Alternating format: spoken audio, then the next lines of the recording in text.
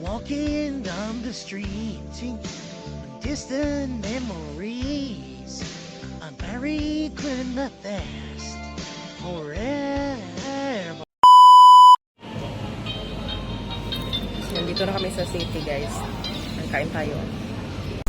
Pupunta tayo ng city center. Ito yung dinadaanan namin papunta ng city. Ayan, sobrang ganda ng sobrang ganda ng ng view. At talaga, may inspired kayo sa sa view na to, na napakaganda. Diba? At pag titingnan mo, wala masyadong naglalakad dito sa dito sa banda dito kasi ayan.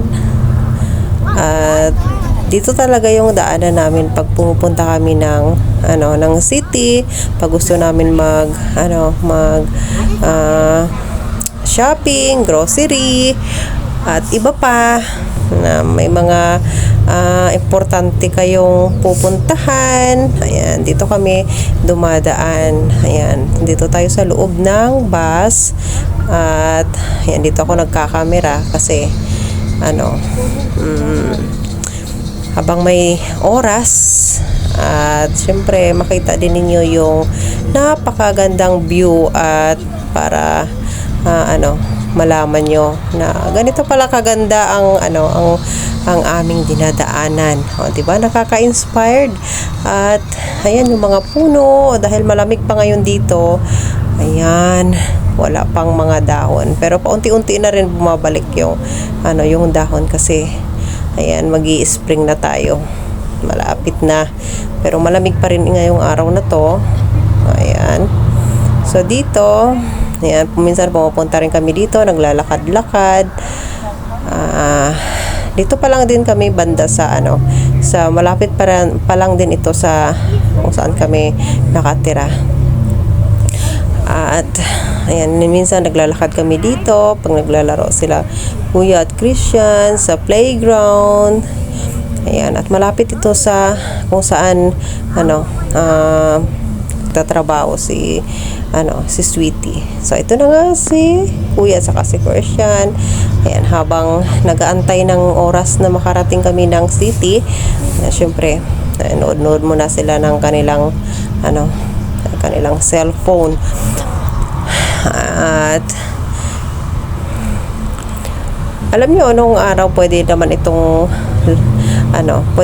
lakarin papuntang kahit ngayon papuntang city, mga 40 minutes siguro yung layo at yung haba ng paglalakad.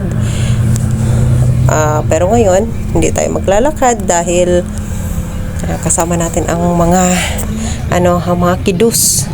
Ayan, mas gusto nila yung pag ganito na talaga pupunta kami sa sa mga ganito. Ayan, mas gusto nila yung nag-joyride sila sa bus. At ayan, kung minsan naglalakad naman sila, lakad-lakad lang kami, basta wag lang malayo masyado. Halimbawa, punta lang kami ng playground.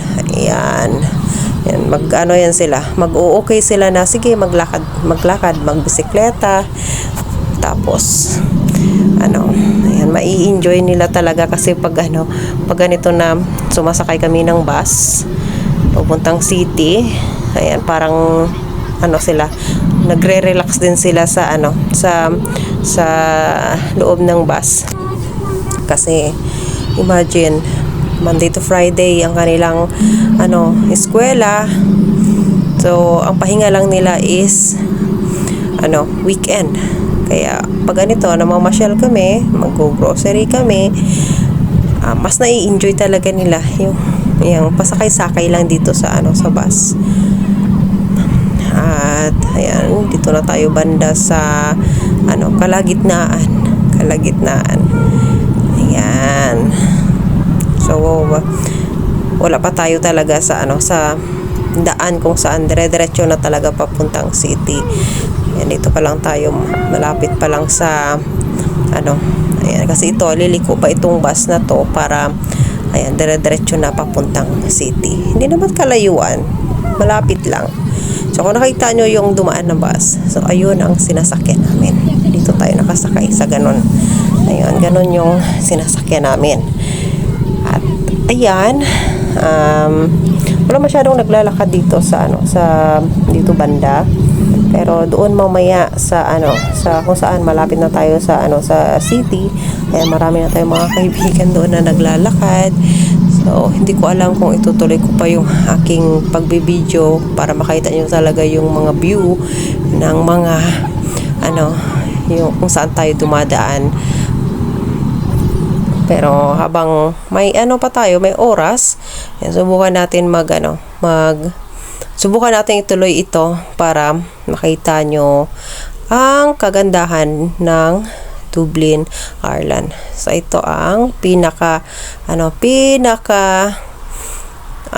center na talagang, ayan, kahit araw-araw ka mamamasyal dito, hindi ka magsasawa, hindi ka mapapagod kasi ito ang buhay dito. Kahit naka-day off ka, ayan, mas naisip mo pa rin na mamamasyal ka dito sa sa city kasi ang ganda talaga sobra. Ayan, nakaka-relax. Mawawala yung kahit pagod na pagod ka, basta pumunta ka lang dito sa sa city. Ayan, parang nawawala yung pagod mo sa araw-araw na mga ginagawa mo. Kaya ito yung buhay dito. At pag nasa bahay lang naman, kung minsan hindi tayo makalabas dahil wala tayong mailalabas, syempre higa-higa lang, nood.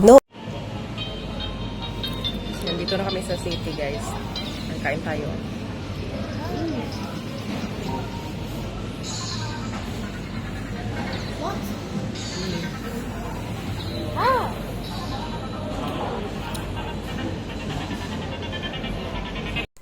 Ito ang kaganapan dito sa city dahil bukas, Mother's Day.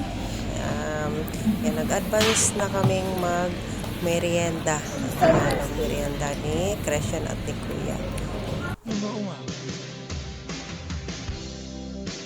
Walking down the street.